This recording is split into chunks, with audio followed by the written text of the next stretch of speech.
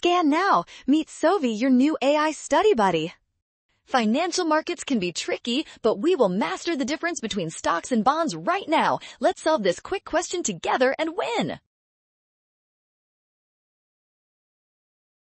Bonds are essentially debt instruments where you act as the lender to a corporation or government. Because you are lending money, you receive regular interest payments as a guaranteed return.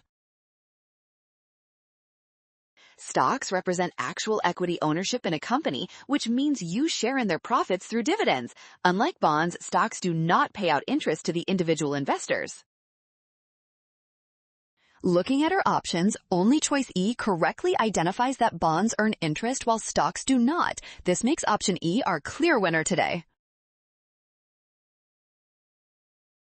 Well done! Scan the code. You can learn better with Sovi. Avoid the rush and watch signs. Trust given facts and check your steps.